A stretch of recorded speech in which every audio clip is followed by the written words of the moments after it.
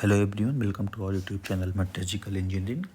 So today's question is, what techniques would you use to characterize a material surface?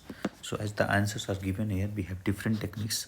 So basically SEM is used for the surface morphology, AFM is used for the same nanoscale surface features, but basically this SEM is used mainly for the surface morphology. And then we have XPS, which is again important tool, that is for the chemical composition. So let's take, if you have a unknown material, something like this, you don't know what is the composition, then you can go into the XPS and find out the exact composition of this material, of this unknown material, right? So this is very important tool again.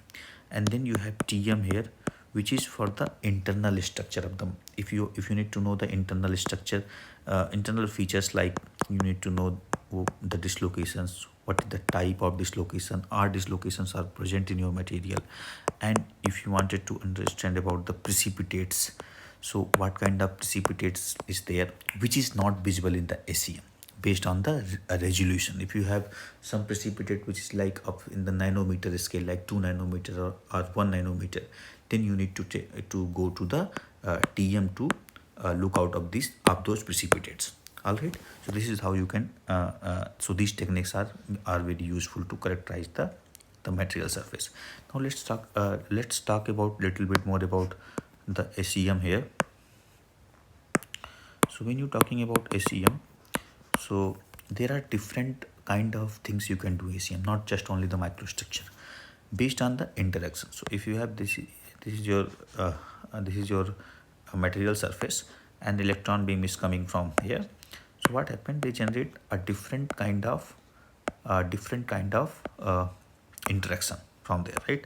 So like first one, if you have Auger electron, then you have secondary electron, and then you have back scattered electron, and then you have X-ray as well here.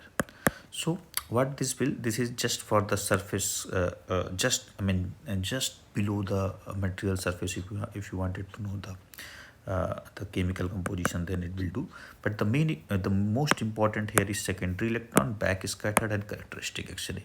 So what this will do, the secondary electron will provide you the topography and the morphology, these kind of thing provided by this secondary electron. What this back scattered electron is provide? This provides the atomic contrast. What does that mean by atomic contrast? So if you have two material, let's suppose you have aluminium and you have titanium. So you know aluminium is lighter and titanium is heavier in terms of atomic number, you can say.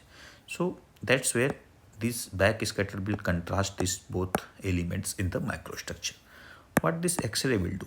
This X-ray will do the chemical composition. Now another question came, I just explained you XPS also provide chemical composition, but this provide the exact composition, while this X-ray will provide just a qualitative, like you have this element, this will also provide what is the composition of the element, but they are not accurate.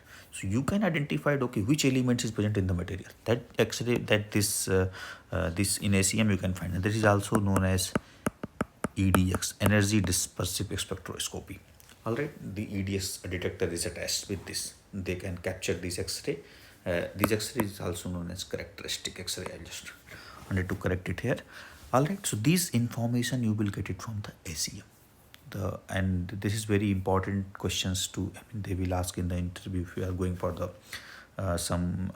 something related to microstructural analysis. All right, so secondary electron is used for the topography morphology, back scattered is used for the atomic contrast, X-ray is used for the chemical composition. All right, so this is how SEM can. And similarly in TM you can identify dislocations, precipitates, these kind of things. So I will explain TM in another video more about TM. All right, so the answer of this question, if someone asks what techniques would you use to characterize a material surface, again that depends on what we required. If we required microstructural morphology, then SEM will be useful, and if we required chemical composition, XPS will be useful. If you require some internal structure in the material, then DM will be useful. Similarly, if you require something related to to nanoscale surface feature, then atomic force microscopy is useful. There are some other microscopy as well, that is STEM, scanning transmission electron microscopy is there. uh, we have some cryo EM is as well, cryo EM. So based on the applications, what you wanted to get it from your material, we need to choose the different techniques. All right, so thank you so much for watching this video. I hope you have understand this. If you have any comments, any questions, you can write down into our comment section. Thank you.